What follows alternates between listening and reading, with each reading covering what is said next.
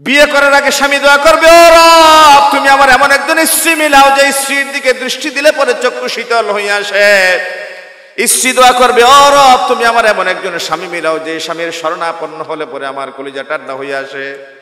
বিয়ের পরে দুইজনে মিলে দোয়া করবে, ও রব আমাদের দাম্পত্য জীবনে এমন একটা সন্তান দাও যে সন্তান যেন পৃথিবীতে হয়ে যায় মুত্তাকিদের ইমাম। বিয়ে করার সময় তোমরা 4টা বৈশিষ্ট্য দেখে বিয়ে করো। এখানে বিয়ে করেন নাই এমন অনেক ভাইদেরকে লক্ষ্য করছি, যুবক তরুণ ভাইয়েরা কান কাড়া করে কথাগুলো শোনো। বিশ্বনবী বললেন বিয়ের পয়গাম তুমি যার ঘরে পাঠাবে 4টা বৈশিষ্ট্য পাওয়া যায় কিনা খোঁজ খবর নাও। নাম্বার 1 লিমালিহা, তার মা বাবার সম্পদ আছে কিনা দেখে নাও। ওলি জামালিহা, মেয়েটা সুন্দরী কিনা খোঁজ খবর নাও। ওয়ালি হাসাবিহা, মেয়েটার বংশমর্যাদা ভালো কিনা যাচাই করে নাও। ওয়ালি দীনিহা, মেয়েটা দিনদার কিনা পরহেজগার কিনা ভালো মতো যাচাই করে নাও। বিশ্বনবী বললেন সম্পদ, বিশ্বনবী বললেন বংশ, বিশ্বনবী বললেন সৌন্দর্য, বিশ্বনবী বললেন দিনদার কিনা খবর নাও।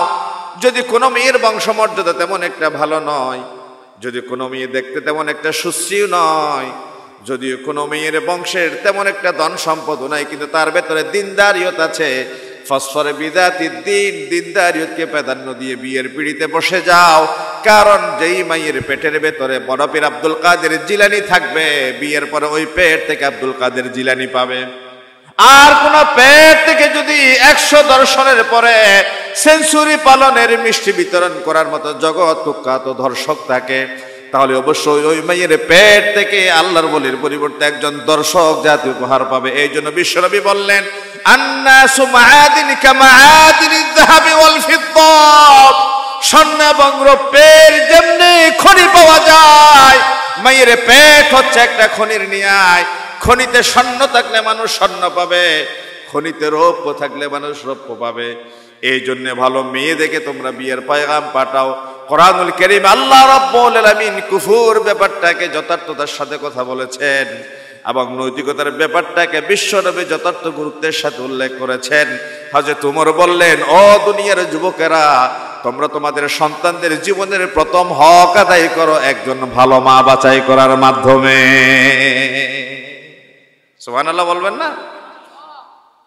তাহলে আমাদের যুবকেরা যারা এখানে উপস্থিত, বিয়ে করার সময় প্রথম শর্ত আপনার সন্তান ভালো হবে, আল্লাহর ওলি, আপনার সন্তান ধর্ষক হবে, এই পৃথিবীতে ঘৃণিত সন্তান, এই দুইয়ের মানদণ্ড হবে ভালো মা বাছাই করতে পেরেছেন কি না। ভালো মায়ের জন্য রাসূলুল্লাহ 4টা কন্ডিশন দিলেন। 3টা কন্ডিশন তার জীবনে যদি না থাকে, একটা কন্ডিশন যদি থাকে, তোমরা ওই মেয়েটার বিয়ে করো, তার ভেতর থেকে এই জমিন একজন আল্লাহর ওলি উপহার পাবে। পর্যন্ত অত্যন্ত চমৎকার কথা বলেছেন জনাব আলহাজ মাওলানা আব্দুল্লাহ আল মারুফ সাহেবকে আমি সাতকানিয়া লোহাগাড়ার গর্ব বলে সীমিত করতে চাই না।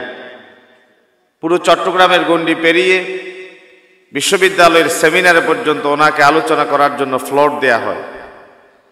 আন্তর্জাতিক ইসলামী বিশ্ববিদ্যালয়ের সিনিয়র প্রফেসরদের আলোচনা হচ্ছে, গবেষণা হচ্ছে, কথাবার্তা হচ্ছে, সেখানে কথা বলার জন্য আমাদের এই গর্বিত ভাই সময় উপযোগী চমৎকার যিনি কথা বলেছেন, সাতকানিয়া লোহাগাড়ার তথা বৃহত্তর চট্টগ্রামের আঞ্চলিক ভাষাভাষী আলোচনা শোনা এবং বুঝার ভেতরে যারা খোরাক পান, মজা পান, সকলের মণিকোটায় স্থান করে নিয়ে আমার অত্যন্ত শ্রদ্ধেয় প্রিয় ভাই, 2000 মাদ্রাসার সিনিয়র ওস্তাদ, বিশিষ্ট আলেম দ্বীন, ওয়াইজ খুশবয়া মুকরর জাদু বয়া জনাব আলহাজ আল্লামা আব্দুল্লাহ আল মারুফ সাহেব হাফিজাহুল্লাহ ওয়া রাআ উপস্থিত হয়েছেন। ইসলামী আন্দোলনের বীর সিপাহ সালার, বাংলাদেশ জামাত ইসলামী পদুয়া ইউনিয়নের সম্মানীয় আমির, বিশিষ্ট আলেম দ্বীন, সুফি ফতে আলী ওয়াইসি মহিলা মাদ্রাসার সুযোগ্য সুদক্ষ অধ্যক্ষ মহোদয়, এই এলাকার গর্বিত সন্তান জনাব আলহাজ মাওলানা আকাম ও হামিদুল হক সাহেব দামাত বরকাতুহুম উপস্থিত হয়েছেন। ইসলামী আন্দোলনের এই দুর্জয় কাফেলার প্রত্যয়দীপ্ত এই দলের দায়িত্বশীল প্রতিনিধি, লোহাগাড়া উপজেলার সম্মানীয় সেক্রেটারি, বাংলাদেশ জামাত ইসলামীর এই এলাকার মাটি ও মানুষের অত্যন্ত শ্রদ্ধেয় ব্যক্তিত্ব জনাব আলহাজ মৌলানা আবুল কালাম সাহেব দামাত বরকাতুহুম সঞ্চালনার দায়িত্ব পালন করছেন। একটি মাসে 30 দিন, মিনিমাম 20 দিন যার বাড়িতে গিয়ে খেতে হয়, যার বাসায় গিয়ে চা পান করা, রাতে খাওয়া, মৌসুমি নানা ফল ফ্রুটসে অংশগ্রহণ করা। আমি নয় শুধু, চট্টগ্রামের বাছাইকৃত কোনো সময় আলেমে দ্বীন, কোনো সময় ব্যবসায়ী, কোনো সময় রাজনীতিবিদ, এটা মোটে বাড়িয়ে বলছি না আমি, এবং যার আন্তরিকতা ভালোবাসায় আজকের এই মাহফিল পর্যন্ত আসার সুযোগ হয়েছে বিশিষ্ট সমাজকর্মী, শিক্ষানুরাগী, দানবীর জনাব নুরুল ইসলাম শিকদার সাহেব দামাত বরকাতুহুম। আরও কথা বলেছেন আমার বন্ধুবর বিশিষ্ট আলেমে দ্বীন, উদীয়মান তরুণ আলোচক জনাব অধ্যক্ষ মৌলানা ইমরানুল হক সাঈদ সাহেব দামাত বরকাতুহুম। কথা বলেছেন পদুয়া বাজার কেন্দ্রীয় মসজিদের সম্মানীয় খতিব বিশিষ্ট আলেমে দ্বীন জনাব মৌলানা ইরশাদুল্লাহ আল বারি সাহেব। কথা বলেছেন মৌলানা ফুরকানুল্লাহ সাহেব, মৌলানা লোকমান সাহেব সহ মঞ্চ উপস্থিত হযরত উলামায়ে কেরাম, পিতৃতুল্য জাতির সেরতাজ মুরব্বিয়ানে আযম হযরত খালিদ ইবনুল ওয়ালিদের যোগ্য উত্তরসূরি তরুণ যুবক কিশোর ভাইয়েরা, পর্দার আড়ালে উম্মাহাতুল মুমিনিনের যোগ্য উত্তরসূরি মা ও বোনেরা, আসসালামু আলাইকুম ওয়া রাহমাতুল্লাহি ওয়া বারাকাতুহু। আল্লাহ তাআলার শুকর এবং সুজুদ আদায় করছি, যিনি প্রচণ্ড গরমের তীব্রতাকে আজকে আমাদের মাহফিলের উপযোগী করে নাতিশীতোষ্ণ করে দিয়েছেন। রবের শেখানো ভাষায় কোরআনুল কারীমের আয়াতের যেই প্রশংসা আল্লাহ নিজের জন্য করা পছন্দ করেছেন, যেই প্রশংসা দিয়ে আল্লাহ কোরআন শুরু করেছেন, আল্লাহ তাআলা শেখানো ভাষায় বলি আলহামদুলিল্লাহ। অত্যন্ত সংক্ষিপ্ত কথা হবে, একেবারেই সংক্ষিপ্ত এবং বিষয়ভিত্তিক, কারণ রাত গভীর থেকে গভীরতর হচ্ছে। আগামীকাল সকাল 8:30টায় আমার বিশ্ববিদ্যালয়ের ক্লাস আছে, চলে যেতে হবে শহরে, এবং আপনাদের জন্য কিছু জিয়াফতের ব্যবস্থা আছে। এজন্য আমরা, আপনারা জানেন, এই মাঠে অনেকবার কথা বলেছি আমরা, বিক্ষিপ্ত বিচ্ছিন্ন এলোমেলো কথা বলে সময় নষ্ট না করে সময় উপযোগী গুরুত্বপূর্ণ কিছু কথা বলে আমরা আমাদের আত্মগঠন মানোন্নয়নের জন্যে, আল্লাহর কোরআন থেকে কিছু উপকার হাসিলের জন্য রব্বে করিম যেন আমাদের জবানে, আমাদের সময়ে বারাকা দান করে। সকলে বলি আমিন। কোরআনুল কারীমের একটা আয়াত থেকে আমরা কথা শুরু করি, দেখি আমরা কতটুকু পর্যন্ত যেতে পারি।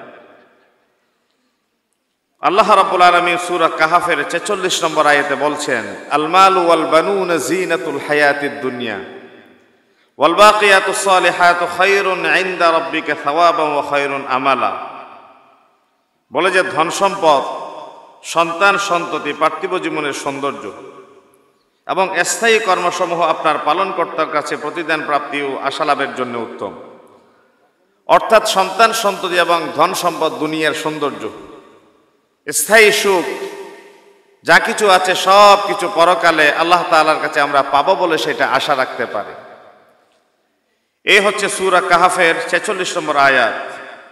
আপনাদের সামনে সংক্ষেপে যদি কথা বলতে যাই, আমরা সচরাচর আলোচনা শুনি সন্তান সন্ততিরা মা বাবার প্রতি কি হক এবং দায়িত্ব কর্তব্য পালন করবে সে বিষয়ে। এই কথা কোনো সময় কেউ আলোচনা করে না যে আমরা যারা মা বাবা, আমাদের যাদেরকে আল্লাহ তাআলা দয়া করে মেহেরবানি করে সন্তান সন্ততি দান করেছেন, মা বাবা হিসেবে সন্তান সন্ততির উপর কি দায়িত্ব এবং কর্তব্য রয়েছে, এই বিষয় নিয়ে কেউ কোনোদিন কথা বলে না।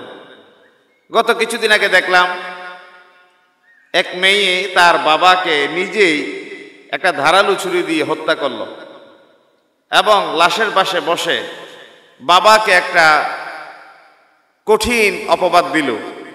মিডিয়ায় এসে কথা বলল তার বাবা তাকে ধর্ষণ করেছে। পরবর্তীতে প্রমাণিত হলো তার বাবা এই ধরনের কোনো অপরাধী ছিল না। এই মেয়ে লেসবিয়ান তথা হোমোসেক্সে বিশ্বাসী ছিল। ছেলে ছেলে বিয়ে, মেয়ে মেয়ে বিয়েতে যে ঘৃণ্য পাপাচার, ওই মেয়ে ওই পাপে লিপ্ত ছিল।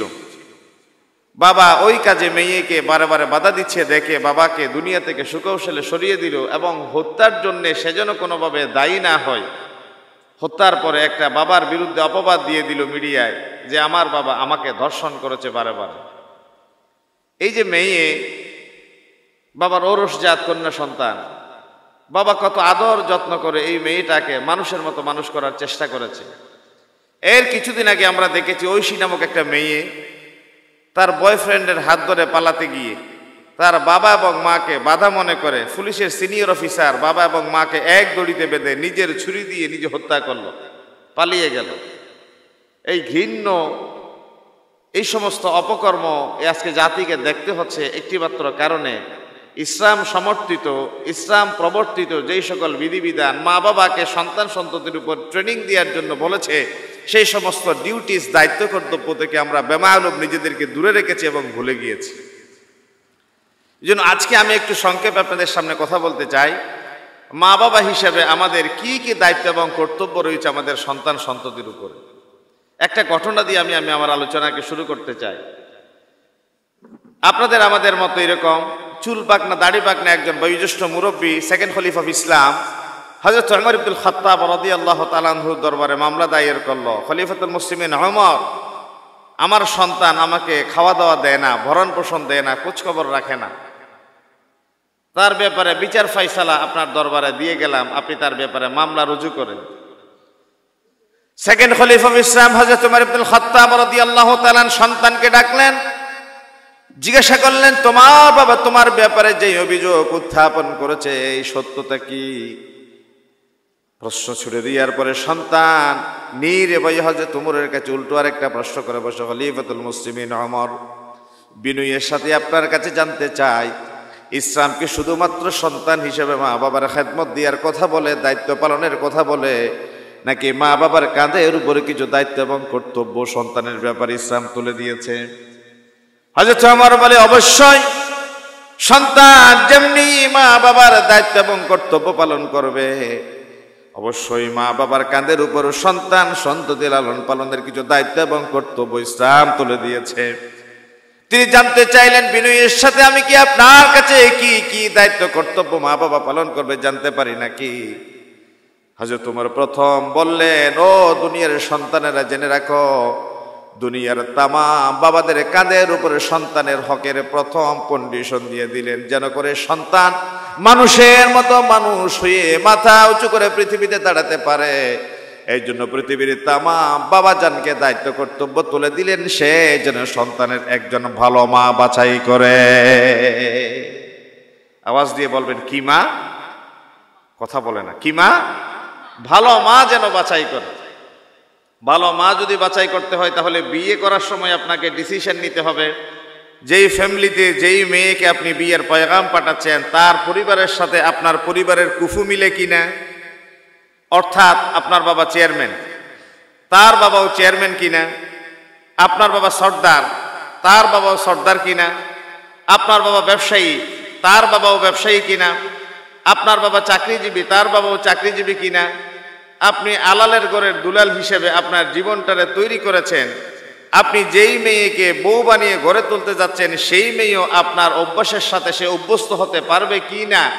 এই যে কুফুর ব্যাপারে যদি আপনি ম্যাচ না করেছেন, একটা সময় গিয়ে কোনোভাবেই তার সাথে রুচির ভিন্নতার কারণে আপনার ঘর সংসারে শান্তির পরিবর্তে জাহান্নামের একটা অগ্নিকুণ্ডলে পরিণত হতে পারে, ঠিক না? আপনি খান ঝাল, সে খায় ঠক, আপনি খান সিদ্ধ চাল, সে খায় আতপ চাল, আপনি খান মাছ ফ্রাই করে, সে খায় কাঁচা মাছ। কোনোভাবে আপনি তার রুচিতে যেতে পারেন না, সে আপনার রুচিতে আসতে পারেন। প্রতিদিন প্রতিনিয়ত আপনার সাথে একটা ঝগড়া লেগেই থাকে। মা চাই সন্তানকে ধর্মীয় শিক্ষায় শিক্ষিত করতে, আর বাবা চাই সন্তানকে ক্যাডেটে পড়াতে। মা চাই সন্তানকে ক্যাডেটে পড়াতে, বাবা চাই সন্তানকে মাদ্রাসায় পড়াতে। দুইজনের দুই ভিন্ন ডিসিশনের কারণে এমনও দেখা গেল মা বাবা দুইজনের মাঝে ডিভোর্সের পর্যায় পর্যন্ত গড়াতে, ঠিক না? এই যে সন্তানের ব্যাপারে ইনডিসিশনে পড়ে গিয়ে মা বাবা দুইজন দুই মরিতে বলে চলে গেল, ডিসিশন এটা ডিভোর্স পর্যন্ত পৌঁছে গেল। এই জন্য হযরত ওমর বললেন, সন্তানের দায়িত্ব কর্তব্যের ব্যাপারে বাবার প্রথম দায়িত্ব হলো সে যেন তার মায়ের ব্যাপারে পছন্দ করার সময় ভালো মা বাছাই করে। ভালো মা কোথায় পাওয়া যাবে? বিশ্বনবী বললেন, তুনকাহুল মারাতু লিআরবাঈন, বিয়ে করার সময় তোমরা চারটা বৈশিষ্ট্য দেখে বিয়ে করো। এখানে বিয়ে করেন নাই এমন অনেক ভাইদেরকে লক্ষ্য করছি, যুবক তরুণ ভাইয়েরা কান কাড়া করে কথাগুলো শোনো। বিশ্বনবী বললেন, বিয়ের পয়গাম তুমি যার ঘরে পাঠাবে 4টা বৈশিষ্ট্য পাওয়া যায় কিনা খোঁজ খবর নাও। নাম্বার 1, লিমালিহা, তার মা বাবার সম্পদ আছে কিনা দেখে নাও। ওলি জামালিহা, মেয়েটা সুন্দরী কিনা খোঁজ খবর নাও। ওলি হাসাবিহা, মেয়েটার বংশমর্যাদা ভালো কিনা যাচাই করে নাও। ওলি দিনিহা, মেয়েটা দিনদার কিনা পরহেজগার কিনা ভালো মতো যাচাই করে নাও। বিশ্বনবী বললেন সম্পদ, বিশ্বনবী বললেন বংশ, বিশ্বনবী বললেন সৌন্দর্য, বিশ্বনবী বললেন দিনদার কিনা খবর নাও। যদি কোনো মেয়ের বংশমর্যাদা তেমন একটা ভালো নয়, যদি কোনো মেয়ে দেখতে তেমন একটা সুশ্রীও নয়, যদি কোনো মেয়ের বংশের তেমন একটা ধন সম্পদও নাই, কিন্তু তার ভেতরে দিনদারিয়ত আছে, ফসফরে বিদাতির দিন, দিনদারিয়তকে প্রাধান্য দিয়ে বিয়ের পিড়িতে বসে যাও। কারণ যেই মায়ের পেটের ভেতরে বড় পীর আব্দুল কাদের জিলানী থাকবে, বিয়ের পরে ওই পেট থেকে আব্দুল কাদের জিলানী পাবে। আর কোন পেট থেকে যদি 100 দর্শনের পরে সেঞ্চুরি পালনের মিষ্টি বিতরণ করার মতো জগৎ কুখ্যাত দর্শক থাকে, তাহলে অবশ্যই ওই মায়ের পেট থেকে আল্লাহর ওলির পরিবর্তে একজন দর্শক জাতি উপহার পাবে। এই জন্য বিশ্বনবী বললেন, আন্নাসু মাআদিন কামাআদিনিয যাহাবি ওয়াল ফিদ্দা, স্বর্ণ এবং রূপের যেমনি খনি পাওয়া যায়, মায়ের পেট হচ্ছে একটা খনির ন্যায়। খনিতে স্বর্ণ থাকলে মানুষ স্বর্ণ পাবে, খনিতে রৌপ্য থাকলে মানুষ রৌপ্য পাবে। এই জন্য ভালো মেয়ে দেখে তোমরা বিয়ের পয়গাম পাঠাও। কোরআনুল কারীম আল্লাহ রাব্বুল আলামিন কুফুর ব্যাপারটাকে যথার্থতার সাথে কথা বলেছেন এবং নৈতিকতার ব্যাপারটাকে বিশ্বনবী যথার্থ গুরুত্বের সাথে উল্লেখ করেছেন। হযরত ওমর বললেন, ও দুনিয়ার যুবকেরা, তোমরা তোমাদের সন্তানদের জীবনের প্রথম হক আদায় করো একজন ভালো মা বাছাই করার মাধ্যমে। সুবহানাল্লাহ বলবেন না? তাহলে আমাদের যুবকেরা যারা এখানে উপস্থিত, বিয়ে করার সময় প্রথম শর্ত, আপনার সন্তান ভালো হবে, আল্লাহর ওলি, আপনার সন্তান ধর্ষক হবে, এই পৃথিবীতে ঘৃণিত সন্তান, এই দুইয়ের মানদণ্ড হবে ভালো মা বাছাই করতে পেরেছেন কি না। ভালো মায়ের জন্য রাসূলুল্লাহ 4টা কন্ডিশন দিলেন। 3টা কন্ডিশন তার জীবনে যদি না থাকে, একটা কন্ডিশন যদি থাকে, তোমরা ওই মেয়েটার বিয়ে করো, তার ভেতর থেকে এই জমিন একজন আল্লাহর ওলি উপহার পাবে। 2 নাম্বার, সন্তান সন্ততি পৃথিবীতে যখন তোমরা পাবে, তোমরা তোমাদের সন্তান সন্ততির একটি ভালো নাম নির্ধারণ করো। 3 নাম্বার, তোমরা তোমাদের সন্তান সন্ততিদেরকে ওহীর জ্ঞানে তাদেরকে আলোকিত করো। এই 3টা শর্ত হযরত ওমর মা বাবার কাঁধের উপর তুলে দিলেন এবং সন্তান প্রশ্নের জবাব শোনার পরে হযরত ওমরকে উল্টো প্রশ্ন করে, খলিফাতুল মুসলিমিন ওমর, এবার আমার বাবাকে আপনি জিজ্ঞাসা করুন আমার জন্য ভালো মা বাছাই করতে পেরেছে কিনা। বলে যে তোমার মা কেমন? বলে যে আমার মা একজন স্টেজ সুইং ড্যান্সার, নর্তকী, সে নাচ করে, গান করে। এই যে মমতাজ আমার দেশের একজন শিল্পী, আপনার নাম শুনছেন না? সংসদের পার সেকেন্ডের যেখানে এত বেশি টাকা খরচ হয়, ভেবেচিন্তে স্পিকার সময় দেওয়ার সময় বলে আপনার জন্য 2 মিনিট সময়, 3 মিনিট সময়, 5 মিনিট সময়। মেম্বার অফ পার্লামেন্ট, যাদেরকে বলা হয় ল মেকার্স, আইন প্রণেতা, আইন প্রণেতার জায়গায় দাঁড়িয়ে সংসদের মতো পবিত্র জায়গায় কোমর দুলিয়ে নাচে গানে সংসদ সদস্যদেরকে সে মাতিয়ে তুলেছে। যেই নর্তকী, যেই বেশ্যা, যেই পতিতা, যেখান থেকে আমার 56,000 বর্গ মাইলের রাষ্ট্র পরিচালনার মূলনীতি তৈরি করা হবে, সেই জায়গায় যদি একজন বেশ্যা নর্তকী যে দেহ ব্যবসা করে সংসার চালায়, সে যদি গান বাদ্য বাজনা দিয়ে সময় নষ্ট করে, এই জাতির জন্য তো দুর্ভোগ আছে। এই ব্যাপারে তো আর কোনো সন্দেহ করার সুযোগ নাই, ঠিক কিনা বলে? ওই সন্তান হযরত উমরকে বলছে, আমার বাবারে জিজ্ঞাসা করেন আমার মা একজন স্টেজ সুইং ড্যান্সার, নর্তকী। নর্তকীর পেটে তো বাবাকে খবর দে, ভাত দে, তরকারি দে, বাবার খোঁজখবর রাখে, সেবা শুশ্রূষা করে, ওই সন্তান তো জন্ম হওয়ার কথা নয়। নাম্বার 2, আপনি বলেছেন সন্তান সন্ততির একটি ভালো নাম নির্ধারণ করবে। আপনি জিজ্ঞাসা করেন আমার বাবাকে আমার কি নাম নির্ধারণ করেছে? বলে যে আমার নাম নির্ধারণ করা হয়েছে হানফাসা। হানফাসা শব্দের অর্থ হচ্ছে সাম্বা বাদর। রাত্রিবেলায় যে সমস্ত বাদরদেরকে দেখা যায়, বলে যে একজন ভালো মানুষের সন্তানের নাম কোনোদিন বাদুর হতে পারে না। আমার বাবা তো আমার সুন্দর ভালো একটা নাম নির্ধারণের মাধ্যমে তার হক তিনি আদায় করতে পারেন নাই। 3 নম্বরে বলা হলো প্রত্যেক বাবা মা যেন সন্তান সন্ততিদেরকে ওহীর জ্ঞানের আলোয় আলোকিত করে। আর সন্তান হযরত উমরকে বলে আমার বাবার কাছে জিজ্ঞাসা করেন, ওয়ালাম ইউআল্লিমুনি হারফাম মিন কিতাবিল্লাহ, খোদার জাতের কসম ওহীর জ্ঞানের একটা আলিফের জ্ঞান আমার বাবা আমাকে শিক্ষা দেয় না। আপনি বলেছেন ভালো মা বাছাই করতে, প্রথম প্রশ্নে আমার বাবা ফেল করলো। 2 নম্বরে বললেন সন্তান সন্ততি ভূমিষ্ঠ হলে ভালো নাম নির্বাচন করতে, আমার নাম রাখলো হানফাসা। 3 নম্বরে বলা হলো ওহীর ইলমে যেন সন্তানদেরকে আলোকিত করে। ফাইনাল ইলমা নূরুম মিন ইলাহি ওয়া নূরুল্লাহি লা ইউতা লিআসি। ইলম হচ্ছে আল্লাহর পক্ষ থেকে আসা নূর, আর কোন পাপের সিনায় আল্লাহ রাব্বুল আলামিন সেই ওহীর নূর তিনি দান করেন না। কোরআনুল কারীমের ইলম নূর, যার ভিতরে কোরআনের ইলম ঢুকে যাবে নূর তৈরি হবে, সে কোনোদিন পাপাচারে পা বাড়াতে পারে না, অন্যায় ডিসিশন নিতে পারে না। ফেসি যারা তাদের দোসর হিসেবে ভূমিকা পালন করতে পারে না, হালালকে হারাম দ্বারায় হারামকে হালাল দ্বারায় পরিবর্তন করে অন্যায় অপকর্মের মাধ্যমে মানুষকে ফাঁসাতে পারে না। এমন সময় আমাদের সামনে অতীত হয়ে গিয়েছে, শুধুমাত্র মসজিদের কাতারে গিয়ে নামাজ আদায় করে মুখে দাড়ি রেখেছে, মাথায় টুপি দিয়েছে, এই জন্য ধরে ধরে একদল মানুষকে বিনা অপরাধে জেলখানার অন্ধকার প্রকোষ্ঠে বছরের পরে বছর বেঁধে রাখা হয়েছে। ঠিক কিনা বলেন? যারা ডাকাত, চোর, ঠান্ডারবাজ, ছানাবাজ, যাদের টাকার কথা ছিল জেলখানায়, তারা রাজকীয় হালতে দিনাতিপাত করত খোলা স্বাধীন আকাশের নিচে। আর যারা জমিনের শেষ সাথে, যাদের চোখের পানির বদৌলতে জমিনের উর্বরতা শক্তি বেড়ে যায়, আল্লাহ রাব্বুল আলামিন গাছ গাছালিকে আমাদের জন্য অক্সিজেন দিতে সৃষ্টি করেছেন, যাদের উসিলায় আল্লাহ অক্সিজেন আমাদের জন্য বরাদ্দ করেন, ওই সমস্ত আল্লাহর বলি এরা রাত্রি যাপন করেছে খালে বিলে ঝিলে জেলখানায়। আর চোর ডাকাত বদমাশ টেন্ডারবাজরা খোলা আকাশের নিচে স্বাধীনভাবে সন্তান সন্ততি নিয়ে আরামে দিনাতিপাত করেছে। এই জন্যই সমাজে যখন আদল ইনসাফ জাদু করে গিয়ে ঠেকবে, জুলুম যখন চারিদিকে সয়লাব হয়ে যাবে, ওই সমাজে শান্তির পরিবর্তে জুলুমের মাত্রা বেড়ে যাওয়ার কারণে অশান্তির দাবানল দাও দাও করে জ্বলবে, মানুষ শান্তির আশায় হন্য হয়ে ঘুরবে, কেবল বছরের মাথায় শান্তির পায়রে উড়াতে পারবে, শান্তির নাগাল কশ্চিন কালো খুঁজে পাবে না। ঠিক না? শান্তি আছে ডানে, সে খুঁজে পাবে। শান্তি আছে মসজিদে, সে খুঁজে বাজারে।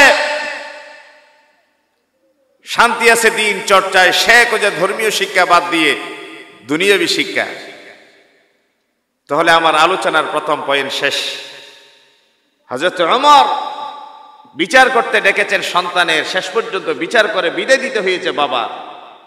কারণ সন্তান ওমরকে প্রশ্ন করেছে, আমার বাবার কেবল খেদমত দিব ইসলাম, তা কিন্তু বলে না। বাবা সন্তানের জন্য কি করবে তা যদি থাকে আমাকে একটু বলে যে হ্যাঁ, ভালো মা বাছাই করেন, ভালো নাম নির্ধারণ করেন, সন্তানদেরকে দ্বীনি শিক্ষায় আলোকিত করেন।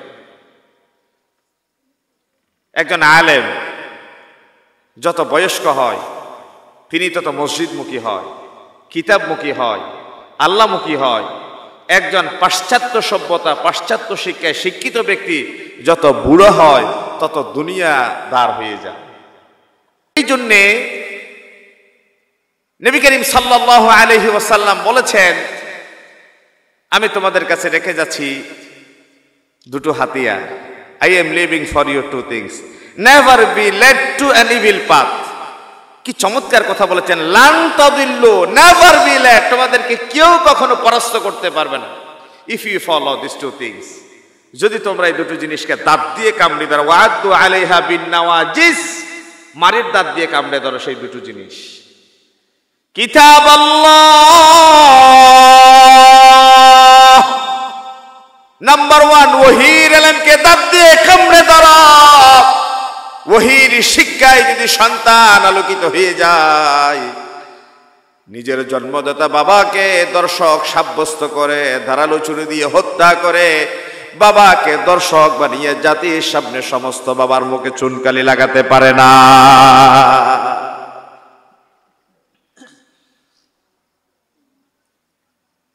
বাবাদের কি জাত, বাবাদের কি মান, এই শিক্ষায় আমরা যখন ক্লাস নিই তখন ছেলে মেয়েদেরকে একটা কথা বলি, বাবা ক্লাসে তোমাদের সামনে যে দুই একটা কোরআন হাদিস বলার যে সুযোগ পাচ্ছি, তোমাদের সামনে যে দিন ধর্ম ইসলাম পরকাল নিয়ে কথা বলার সুযোগ পাচ্ছি, এটা কেবল ধর্মীয় কিছু অনুভূতি, ধর্মীয় কিছু চিন্তা, ধর্মীয় কিছু শিক্ষা আমাদের সাথে লেগেছে, এই জন্য এই কথা, এই চিন্তা, এই দর্শন তোমাদের সামনে পেশ করতে পারে। পাশাপাশি আরেকটা ডিপার্টমেন্টে যারা ইংরেজি পড়ায়, ভূগোল পড়ায়, দর্শন পড়ায়, ইতিহাস পড়ায়, তাদের ডিপার্টমেন্টে গিয়েও তোমরা কোনোদিন ক্লাসে বসো। 365 দিনে যদি 250 দিন ক্লাস হয়, কোনোদিন ভুলে অন্যান্য ডিপার্টমেন্টে, যেহেতু তাদের রিলেভেন্ট সাবজেক্ট নয়, এই জন্য কোরআনের একটা আয়াত, আমার নবীর হাদিসের একটা কোটেশন তাদের ক্লাসে ভুলেও কোনো সময় উল্লেখ হয়নি।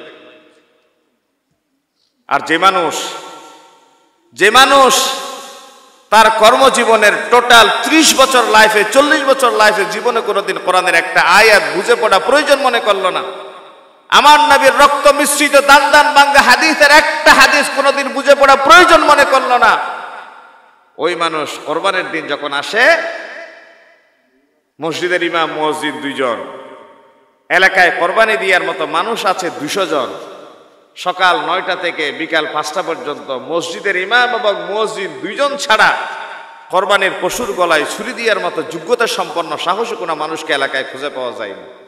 অথচ তাদের ভিতরে আছে উকিল, তাদের ভিতরে আছে ব্যারিস্টার, তাদের ভিতরে আছে ডাক্তার, তাদের ভিতরে আছে সুশীল সমাজ। জিজ্ঞাসা করলাম, ভাই আপনার পশুটা আপনি জবাই কেন করলেন না? বলো যে এটা তো মসজিদের ইমামের দায়িত্ব। গভীর রাত, সন্তান সন্ততি ভূমিষ্ঠ হল, হঠাৎ মসজিদ সাহেবের দরজায় একজন গিয়ে সজোরে আঘাত করে, কাঁচা ঘুম ভেঙে গেল। মসজিদ সাহেব চোখ কষ্টাইতে উঠে দাঁড়ালাম।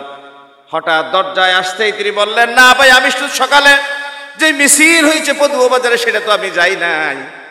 মানুষটা গালবর্তি হেসে দিলেন, বলে যে না ভাই আমি পুলিশ আসি নাই, আজ থেকে 6 মাস আগেও গভীর রাতে কেউ যদি কারো ঘরের দরজায় একটু জোরে ধাক্কাধাক্কি করতো, মানুষ ভয়ে ভীত সন্ত্রস্ত হয়ে যেত। ঠিক কিনা বলেন? মসজিদ সাহেব মনে করেছে বোধহয় দিনের বেলায় মিছিল হয়েছে পদুয়া বাজারে, তারে ধরতে এসেছে। তিনি চোখ মুছতে মুছতে বলে দিলেন, না ভাই আমি তো দিনে মিছিলে যাই নাই। আর আগন্তুক ব্যক্তি বলে, না হুজুর আমি তো পুলিশ আসি নাই, আমি আপনার একটা খোঁজখবর দিতে এসেছি। বলে যে বলেন ভাই কি খোঁজখবর?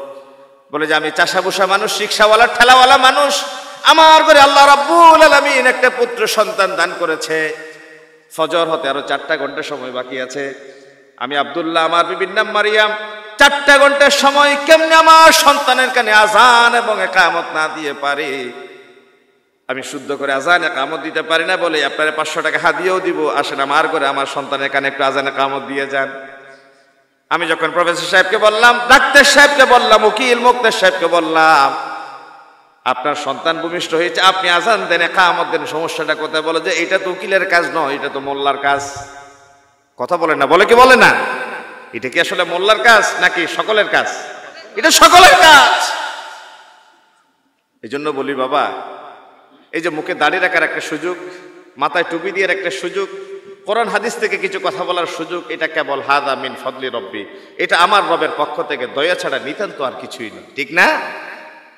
তালাবুল ইলমি ফরিদাতুন আলা কুল্লি, বলেন না তালাবুল ইলমি ফরিদাতুন আলা কুল্লি মুসলিমিন, জ্ঞান অর্জন করা প্রত্যেক মুসলমানের উপর ফরজ। এটা তো বলা হয় না কালাম ভাই শুধু জ্ঞান অর্জন করবে, এটা তো শুধু বলা হয় না শুধু হামিদ ভাই জ্ঞান অর্জন করবে, এটা তো শুধু বলা হয় না আব্দুল্লাহ আল মারুফ সাহেব জ্ঞান অর্জন করবে।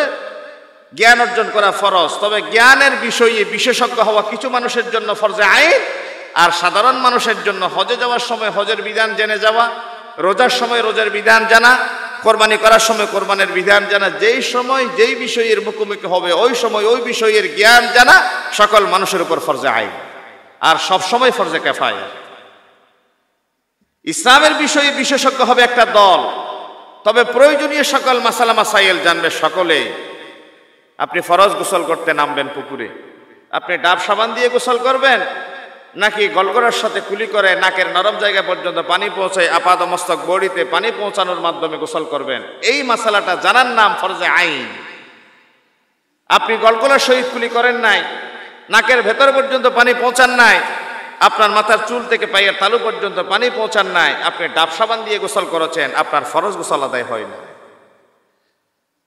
উম্মতের সমস্ত মারা মা আয়েশা সিদ্দিকা রাদিয়াল্লাহু তাআলা আনহার কাছে কিয়ামত পর্যন্ত ঋণী হয়ে থাকবে, কারণ বিশ্বনবী বলেছেন আমার সাথে ফরজ গোসল কেমনে করেছে মা আয়েশা।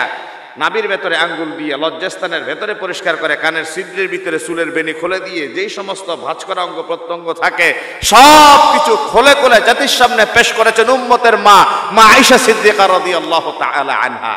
এই জ্ঞান কোন মোল্লা তো স্টেজে এসে খোলে খোলে আপনার সামনে যখন পেশ করে, আপনি তখন গাল ভেটকিয়ে বলেন এই হুজুরে তো স্ল্যাং ওয়াজ কেমনে করে।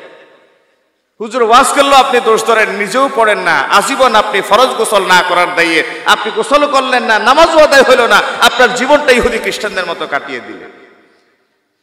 এই জন্যই বলছি I am living for you two things তারাকতু ফিকুম আমরাইন, দুটো জিনিস তোমাদের সামনে রেখে গেলাম, লান তাদিল্লু মা তামাসসাকতুম বিহিমা, কিয়ামত পর্যন্ত কেউ তোমাদেরকে পরাস্ত করতে পারবে না, তোমরা গোমরা হবে না, অথবা কেউ গোমরা করতে পারবে না। কিতাব আল্লাহ, আল্লাহর কিতাব যদি তোমরা মেনে নাও আর আমার নবীর হাবিবের দান দান ভাঙা রক্ত মিশ্রিত সুন্নাহ যদি অনুসরণ করো, তাহলে এই জমিনে কেউ তোমাদেরকে পরাস্ত করতে পারবে না, পরাভূত করতে পারবে না। ওয়াহির ইলম এটা সকলের জানা ফরজ। আমার ভাই কিছুক্ষণ আগে আব্দুল্লাহ মারুফ সাহেব চমৎকার কথা বলেছেন, চমৎকার কথা বলেছেন।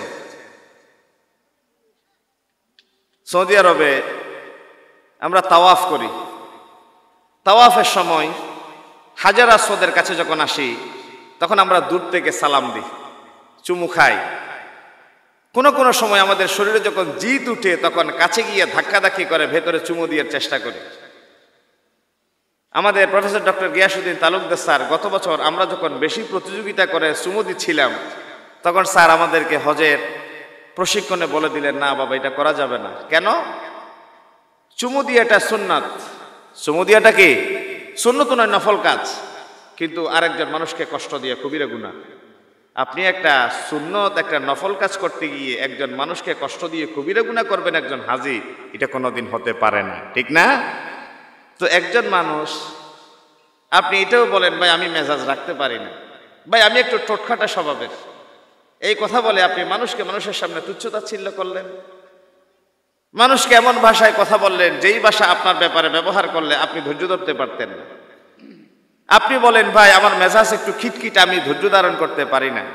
যদি আমি বলি ভাই আপনার ছেলের জন্য বৌমা নিয়ে এসেছেন, আপনার বিয়াই সাহেব আপনার ঘরে মেহমান হয়ে আসবেন, আপনি জানেন 12টা বাজে, আপনি আপনার ছেলেকে ধমকাচ্ছেন, কঠিন ভাষায় আপনি গালিগালাজ করছেন, এমত অবস্থায় দরজা খুলেই দেখলেন আপনার বিয়াই সাহেব সামনে উপস্থিত, অথবা যার কাছে আপনি খুব দুর্বল এমন একজন মানুষ, কালাম ভাই সাপোজ ইসলামী আন্দোলনের একজন দায়িত্বশীল আমাদের সামনে এসে উপস্থিত, আমি আমার ছেলেকে ধমকাচ্ছি, আমি আমার জুনিয়র একজনকে খুব গালিগালাজ করছি, আমি ওনার কাছে কোনো কারণে দুর্বল না, আমার মেজাজ উনি না দেখুক, এটা যদি আমি ব্যক্তিগতভাবে পছন্দ করি তাহলে উনি সামনে আসলে কি আমি মেজাজ দেখে কথা বলতে পারি? আমার বিয়ের সামনে আমি কথা বলতে পারি না, আমার দায়িত্বশীলের সামনে আমি রূঢ় ভাষা ব্যবহার করতে পারি না, আমি আমার সিনিয়রদের সামনে আমি কর্কশ ভাষায় কথা বলতে পারি না।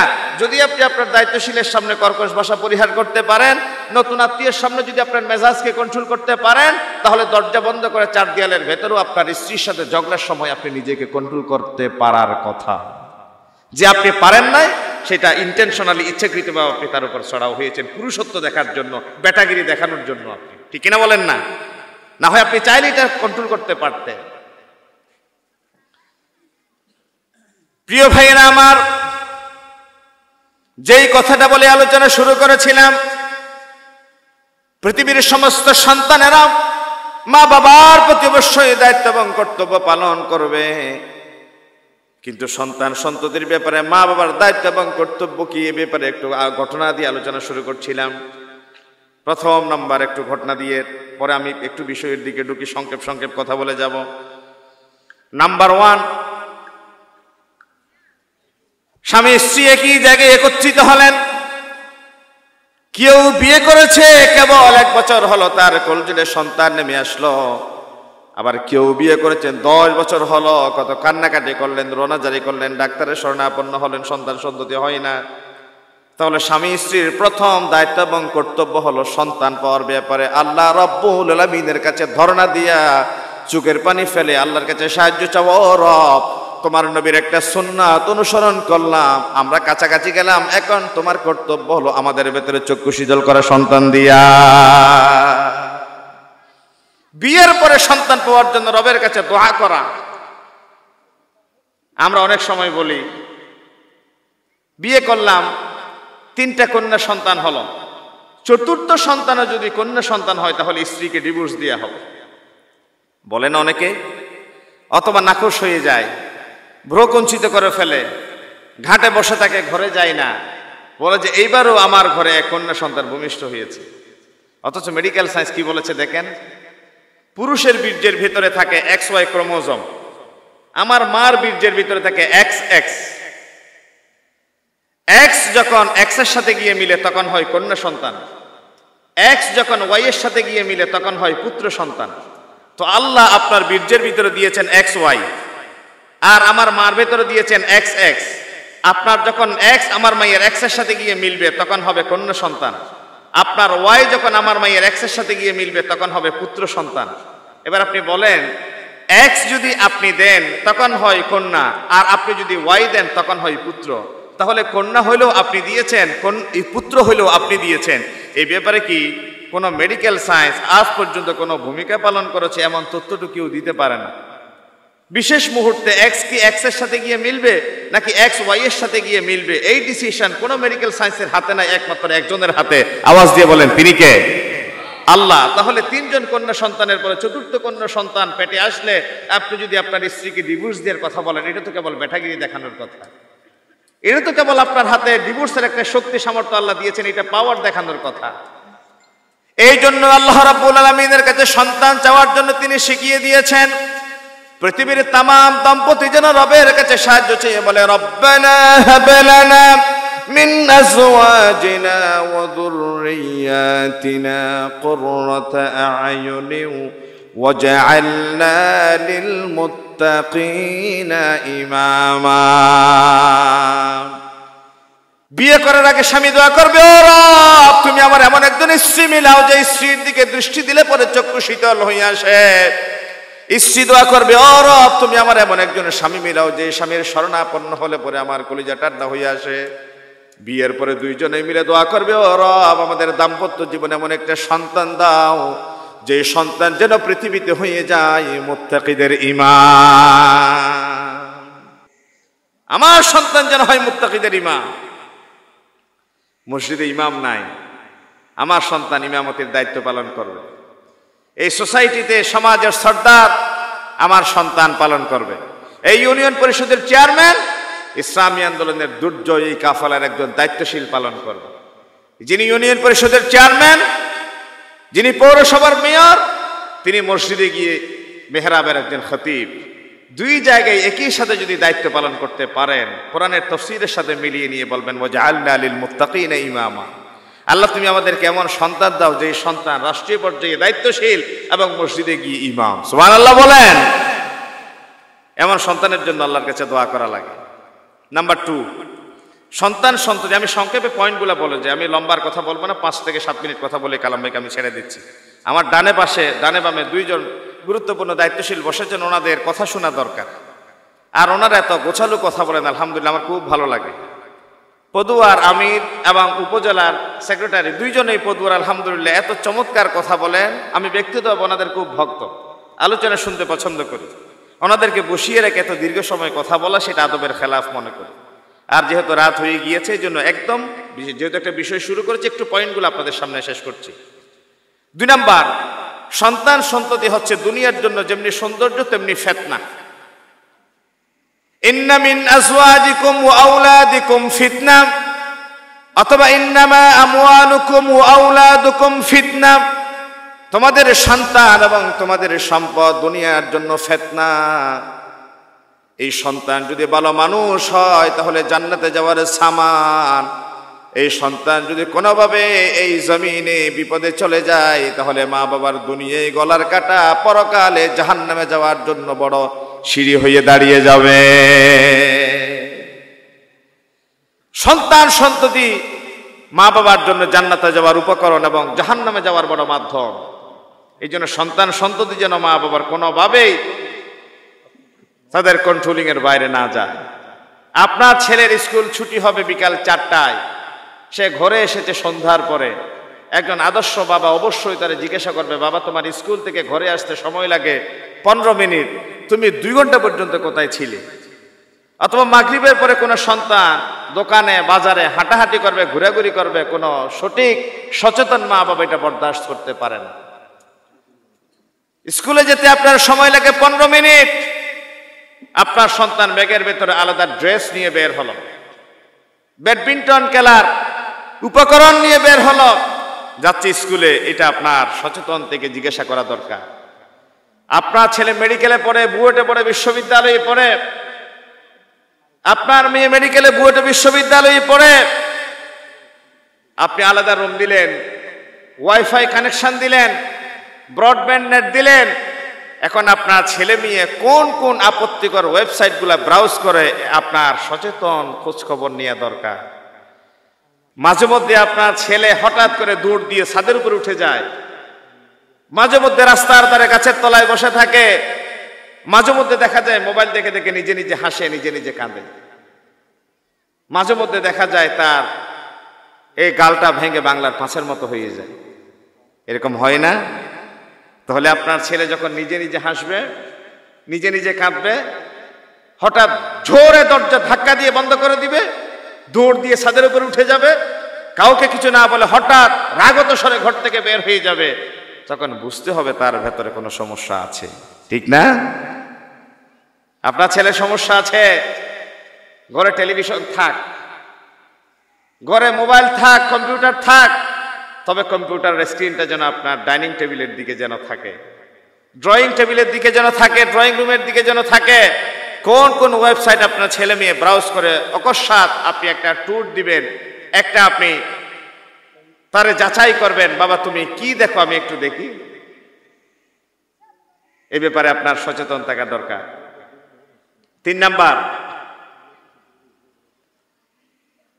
সন্তান সন্ততি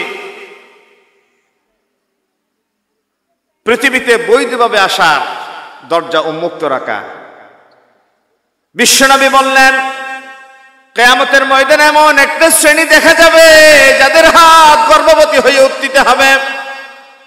আত্মীয় স্বজনরা জিজ্ঞাসা করবে, কি হয়েছে তোমার, এমন কি অপরাধ করেছ? সেদিন দুনিয়ায় যত অপকর্ম করেছে সব অপকর্মের কথা অপ্রকাশ্যে স্বীকার করে ফেলবে। আর কিছু কিছু মানুষ জাহান্নামের দাউ দাউ করে আগুন দেখে সে মিথ্যা বলা শুরু করবে। আল্লাহ রাব্বুল আমিন বলেন, ইউরাফুল মুজরিমুনা বিসীমাহুম ফায়ুখাযু বিন-নাওয়াসি ওয়াল আকদাম ফাবিআইয়ি আলা'i রাব্বিকুমা তুকাযযিবান।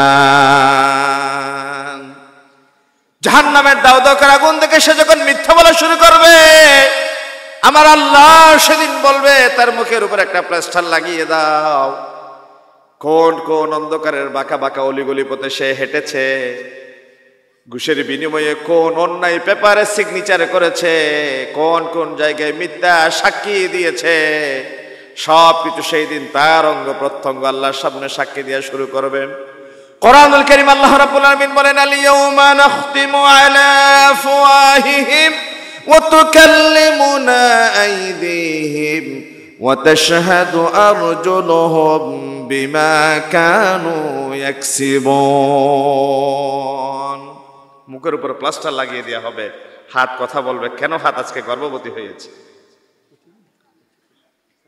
আপনি পরকিয়া করবেন, পরের ঘরের দরজা ধাক্কাধাক্কি করবেন, অথবা ফষ্টি নষ্টি করবেন রোডে ঘাটে, তার সাথে বিয়ের পিড়িতে বসবেন না।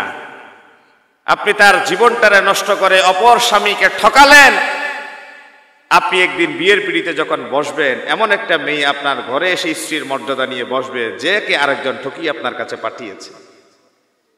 কোরআনুল কারীম আল্লাহ রাব্বুল আলামিন বলেন, আল খাবিসাতু লিল খাবিসিনা ওয়াল খাবিসুনা লিল খাবিসাত ওয়াত তাইয়্যিবাতু লিত তাইয়্যিবিনা ওয়াত তাইয়্যিবুনা লিত তাইয়্যিবাত।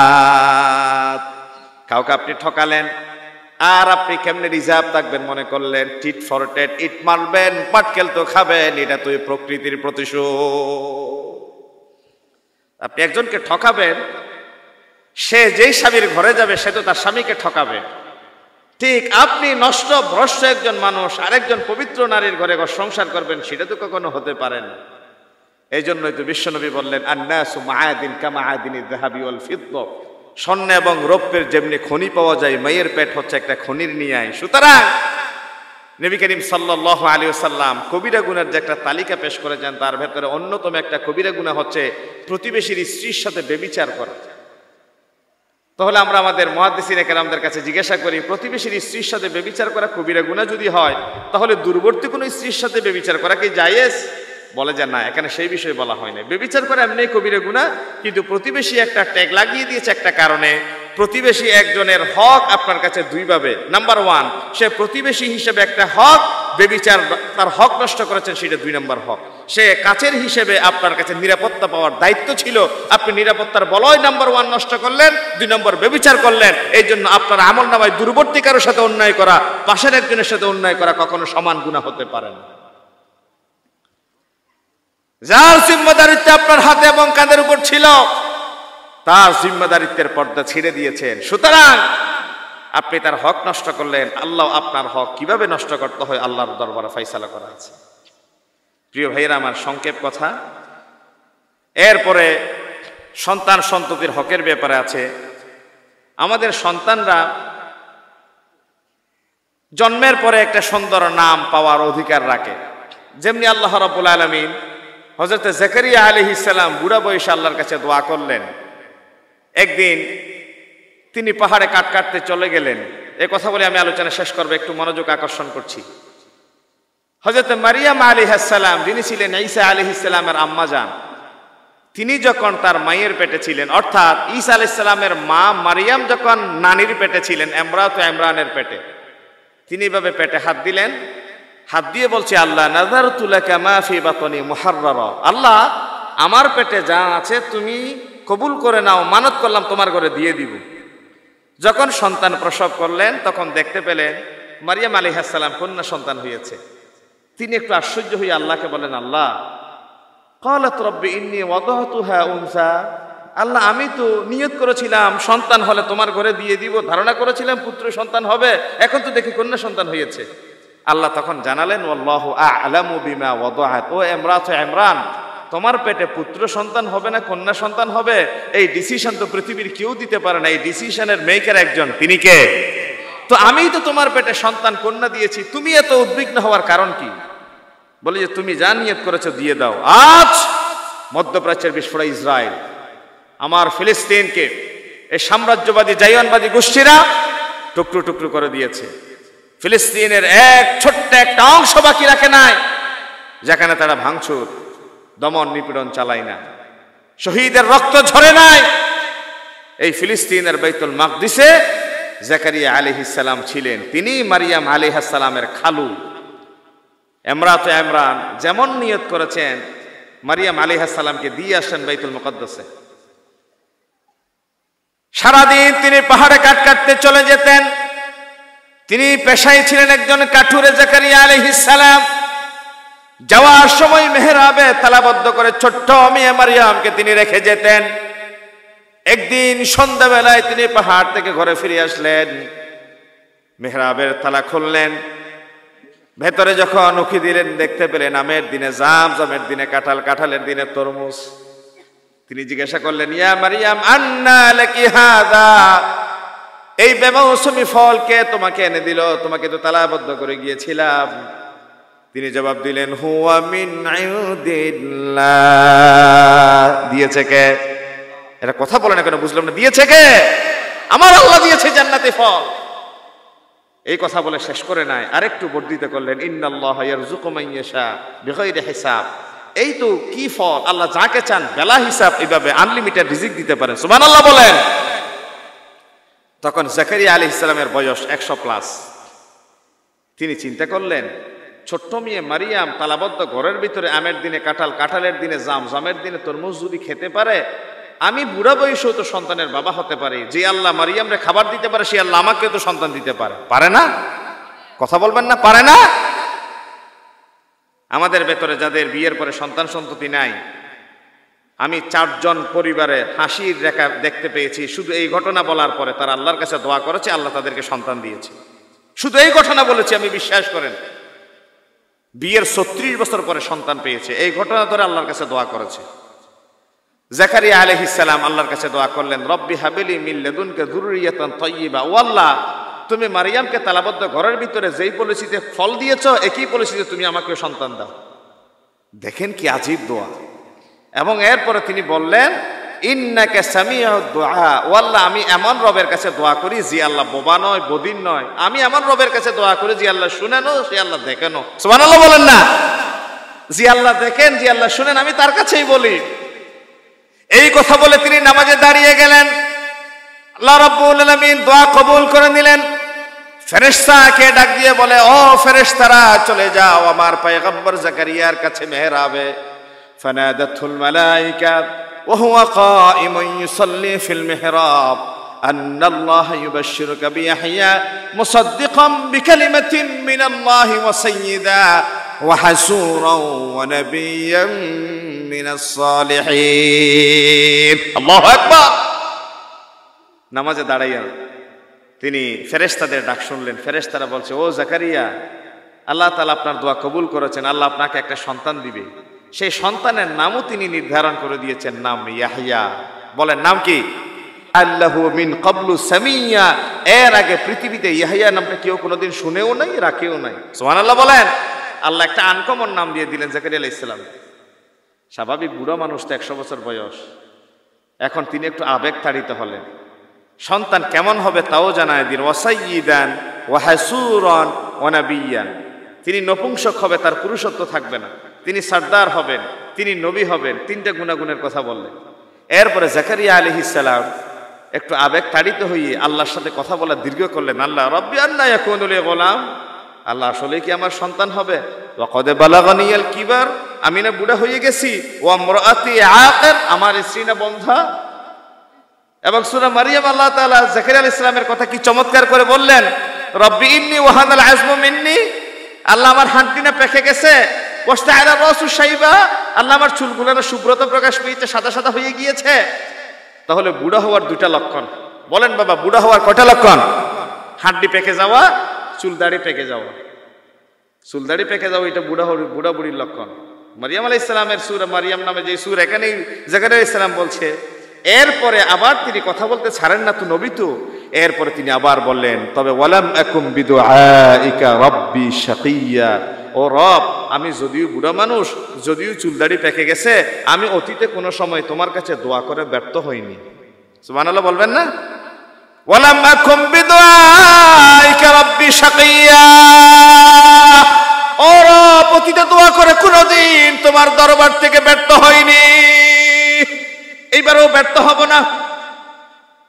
আল্লাহ রাব্বুল আলামিন বললেন, কাযালিকাল্লাহু ইয়াফআলু মা ইয়াশা। ও জাকারিয়া, আল্লাহ যেমন ইচ্ছা, যেভাবে ইচ্ছা আল্লাহ সন্তান দেন। এবার তিনি আল্লাহর কাছে আবার বলেন, ও আল্লাহ রব্বি জাআললি আয়া। সন্তান কেমনে হবে? একটু তো সিমটম দেখাবেন। বুড়া মানুষ তো কেমনে সন্তান হবে? যৌবন তো নাই। তখন আল্লাহ তাআলা বললেন, ও জাকারিয়া শুনো, قال آيتك ألا تكلم الناس 3 أيام إلا رمزا। সন্তান পাওয়ার জন্য বিয়ে করতে হয়। বিয়ে করলে হয় না, বিবির কাছে যেতে হয়। তবে তোমাকে বিবির কাছেও যেতে হবে না। বিয়ে করছো যে দূরেই যথেষ্ট। 3 দিন পর্যন্ত তুমি একটা আমল করবা, ইশারায় কথা বলবা, মুখের ভাষা ব্যবহার করবা না। ওয়াযকুর রাব্বাকা কাসীরা ওয়াসাব্বিহ বিল আশিয়্যি ওয়াল ইবকার। সকাল সন্ধ্যা তুমি শুধু তাসবিহ পড়বা, জিকির করবা, তাহলিল করবা। সন্তান দিয়ে দিয়ার দায়িত্ব গ্রহণ করে নিয়েছেন আমার আল্লাহ। তাহলে নিঃসন্তান দম্পতি যদি চাইতে জানে সন্তান দিবে কে?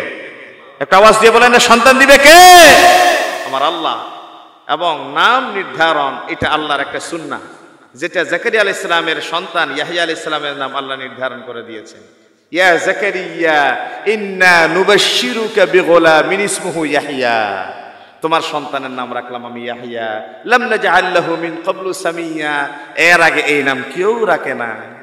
সর্বশেষ হাদিস, সন্তান যখন প্রাপ্তবয়স্ক হবে, ফাইযা বালাগা ফালইউযাওবিজুহু, তারা বিয়ে করাও। ফাইন বালাগা, সন্তান প্রাপ্তবয়স্ক হলো, ওয়ালাম ইউযাওবিজুহু, তারা বিয়ে করাই নাই। সন্তান নিজের পায়ের উপর নিজে দাঁড়াক, চাকরি পাক, বিদেশে যাক, মেয়েগুলার বিয়ে দিই, হজ করে আসি, একটা বাড়ি করি, এভাবে করতে করতে ছেলের জন্য বউ আনে না। ফাআসাবা ইসমা, একদিন হঠাৎ ছেলে একটা কারো ঘরের দরজা ধাক্কায় ভিতরে ঢুকে গেল।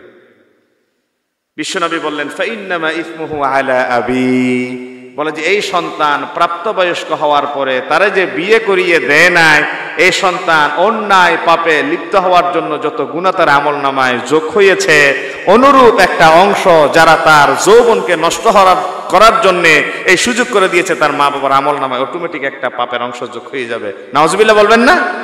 তার মানে উপযুক্ত বয়সে, পরিণত বয়সে বিয়ের ব্যবস্থা করেন। রিজিকের ফয়সালা রাজ্জাকের হাতে। যাক, রাত অনেক হয়ে গিয়েছে, কিছু কথা বলার চেষ্টা করছি। সমাজ সংস্কারের উদ্দেশ্যে, বাস্তবতার নিরিখে আমাদের দরকার আত্মগঠন, মানোন্নয়নের জন্যে পড়াশোনা এবং নিজেদের রিয়াজত, মুজাকারা, মুশাহাদা, আত্মশুদ্ধির পথে পা বাড়ানো।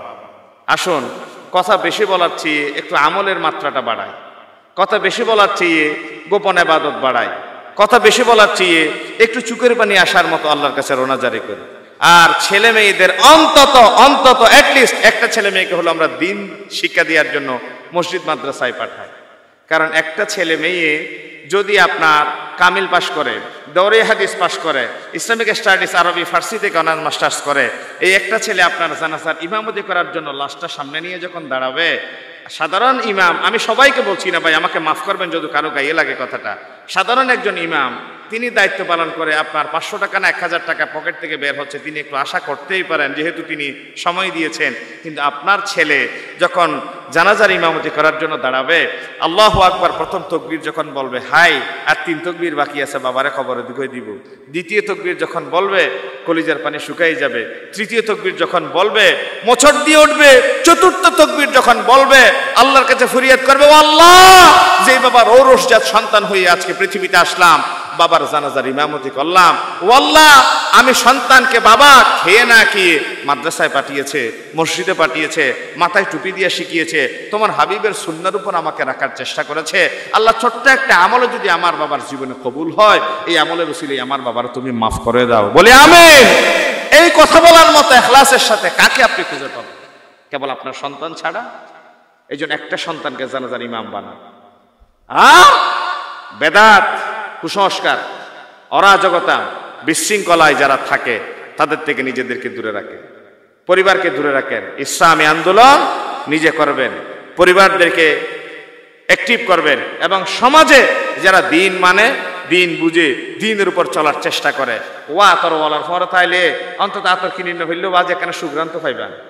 হামার ফরে তাইলে দা ফিরেতে গিয়েন দে সাইয়ন নাইবের সময় সাদা ফরফরি গিলে ব্যাগ খালি লেগে যাবে নয়, উন্নকামাতের বাজু খন ব্যাগুন ইকে না আতর ওয়ালার ফরে তাইবের চেষ্টা করিবেন বাজে। আল্লাহ তাআলা জিন কইলাম আর ব্যাগুনের আমল করিবার তৌফিক দান করুক, আমিন। ওমা তৌফিক ইল্লা বিল্লাহ। আসসালামু আলাইকুম ওয়া রাহমাতুল্লাহি ওয়া বারাকাতুহু। IUB media